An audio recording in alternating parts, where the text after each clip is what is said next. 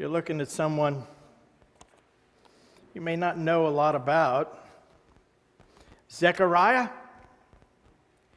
interesting guy. Now, he had a wife, Elizabeth. He was a priest. And he belonged to a group, the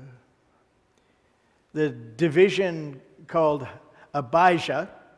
There were hundreds of priests in that group. It would be a localized group. And there was an opportunity to go to Jerusalem for 2 weeks, once a year. And at these times, it would be a different group, a different division that got to go.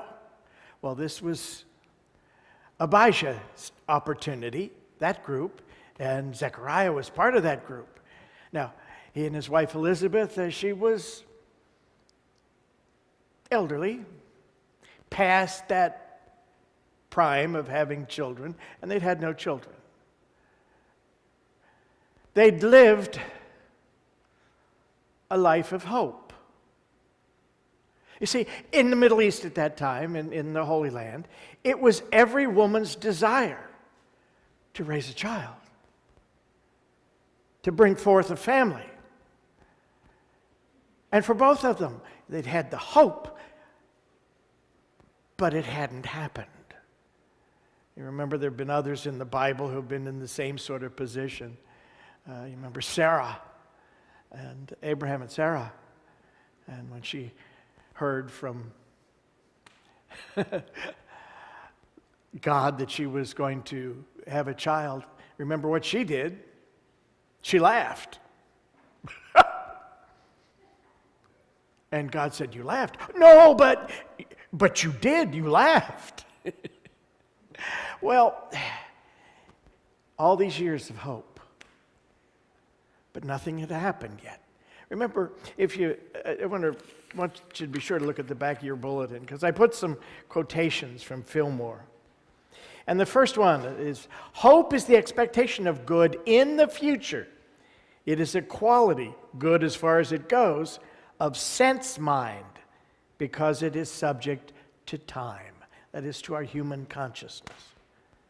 "Faith is the certain knowledge that our good is ours right now. It is of God. It goes beyond time and space."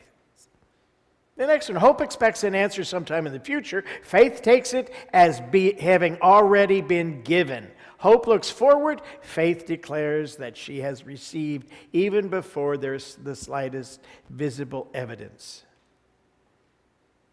Katie says, "It is good that a man should both hope and quietly wait for the salvation of the Lord." Something needs to happen. Now, they've both lived good and spiritual lives.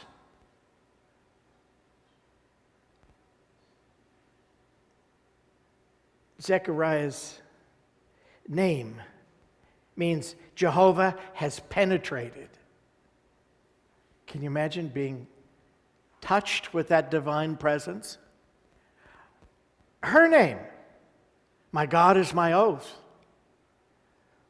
Man and woman, Zechariah and Elizabeth. Two aspects of consciousness called thinking and feeling. They've both been somewhat spiritual. Zechariah can represent an early stage of spiritual consciousness, awareness of the divinity within. We're all in that. We're all at that point. That's why we're here. Now, he has this special opportunity. He is chosen by lot. You know, they pulled his name out of a hat. He's chosen to burn the incense in the holy place for this day. It happens twice in a day. So I'd like to show you his story.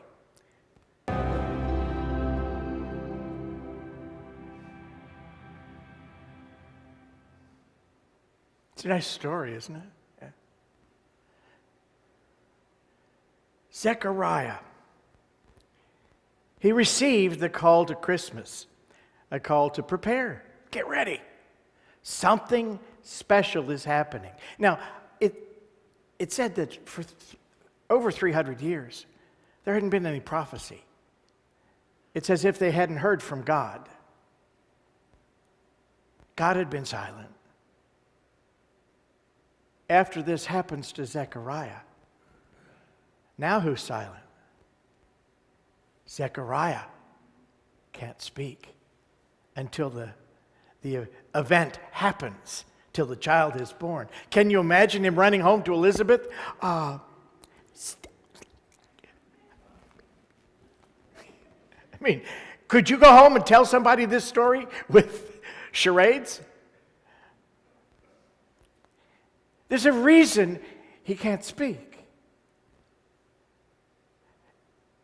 God has been silent because God had nothing to say, because God went away on vacation, probably to, what do you think, Nassau for the 3 centuries or so of rest and recreation? No.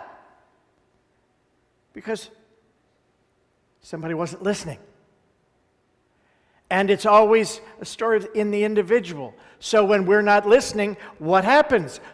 We don't hear God. We don't get guidance or direction. New thoughts.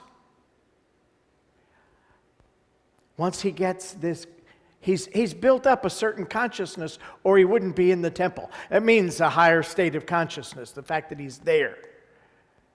And that's us. When we have reached that place, we have become open and receptive. So he's there in front of the altar of the incense. And his lips are moving in a prayer. Shema Israel.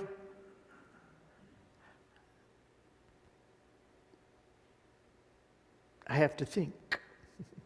Shema Israel, Adonai Eloheinu, Adonai Echad. You know the words, right? Together? Yeah. Hear, O Israel, the Lord our God, the Lord is one. What's he doing? He's going into meditation, a point of oneness with God mind, or the Christ mind within himself. That is us when we enter that time of prayer and meditation, and we connect with that presence. And what happens? Angel, you hear someone, let's see, a recent search on Google, put in angel, in a matter of seconds, 1 million hits. The whole world seems to believe in angels. The Israelites believed in angels. God's messengers carry these ideas, images, concepts to us. When you never know. I swear I met one. I've probably met several over the years.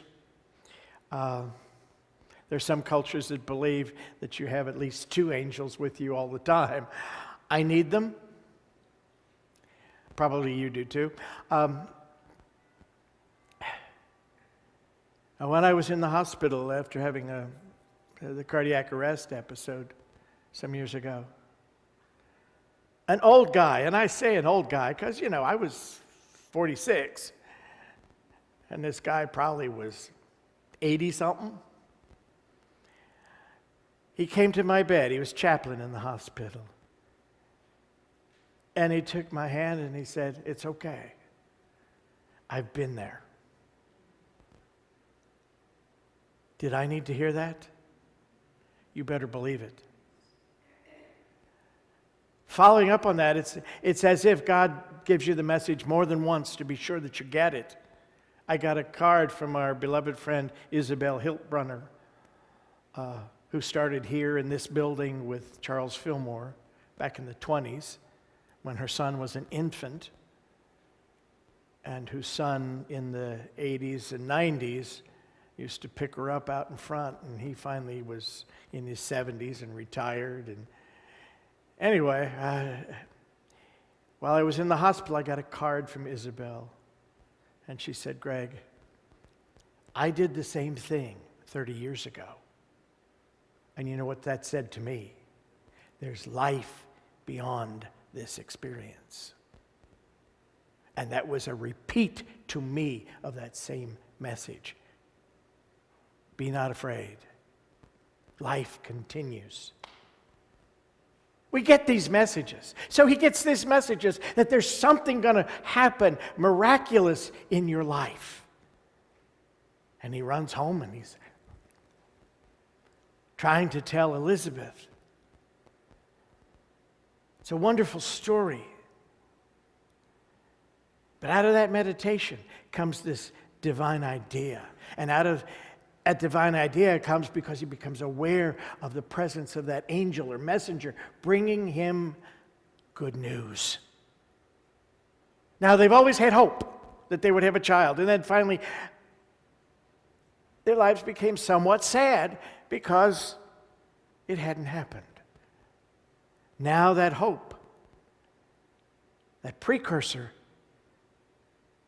with this new seed planted, becomes a belief. What God said, it's coming forth. And ultimately, it moves into faith, that faithfulness to prepare and get ready. He'd even run home and tell his wife. I'm sure you know what kind of reception he thought he was going to get. Oh my God, she's going to think I'm nuts. She's going to say, "I'm going to what?" "No, this time it's your turn."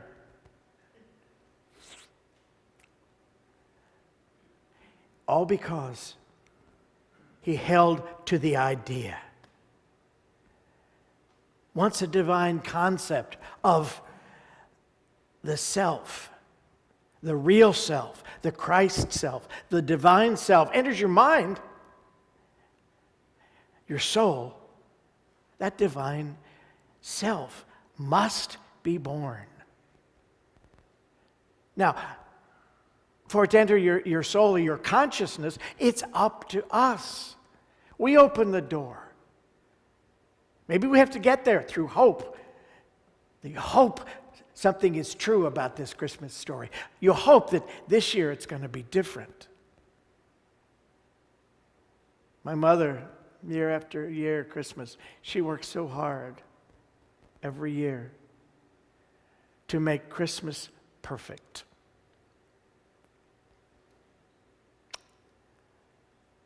And something always happened. My folks would fight. My father would pass out on Christmas Day. It was a typical family, don't you think? Yeah. Reminds me of the Middle Easterners who weave the beautiful Oriental carpets.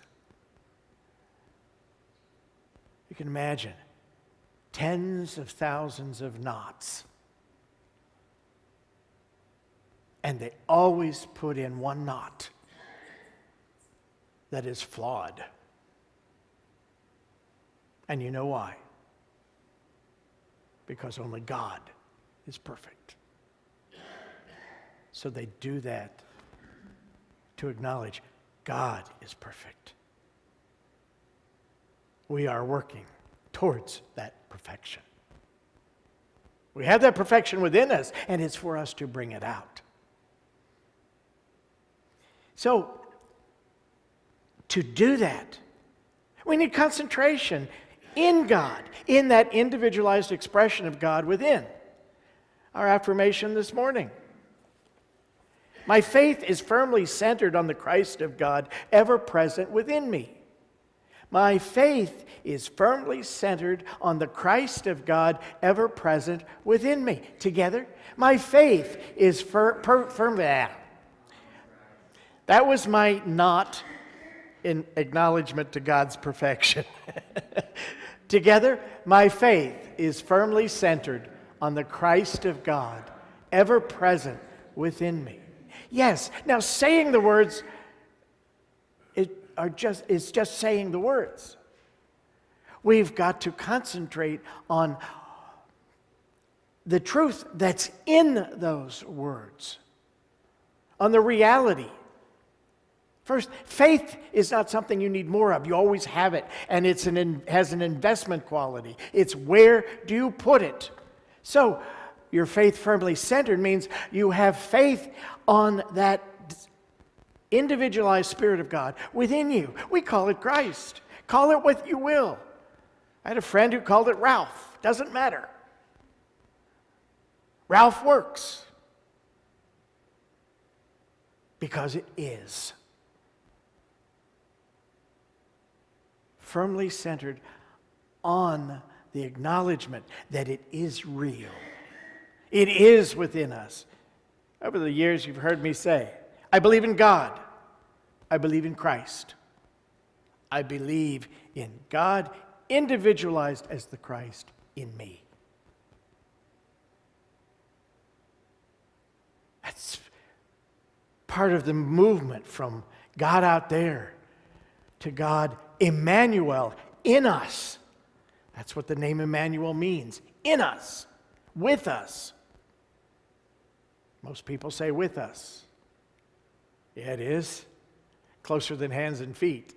Because it's in us. So, to get this sort of once-in-a-lifetime experience of realization, wow, there's something special in me, something wonderful in me, there's something divine in me. Then you need to follow through. You need to hold on to that idea. Allow it to grow within you. Turn to that light within, the light whose rays show the path to follow. Now, God didn't speak for 300 plus years because nobody was listening. Because we as individuals may not have been listening.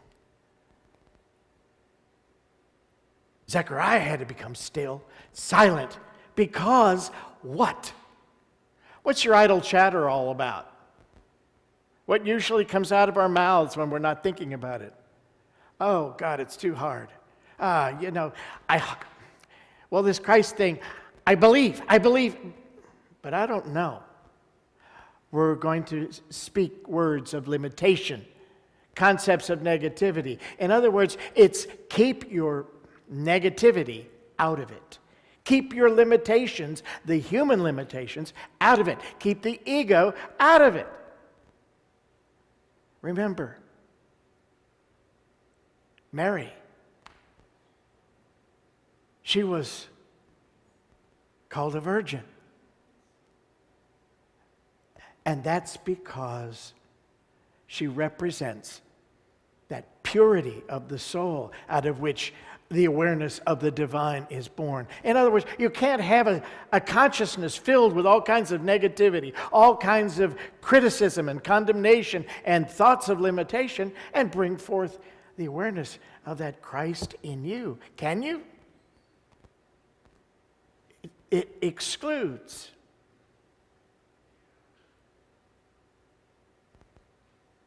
It's up to us to remember and to be still, to still that human chatter that gets in the way of the truth of our being.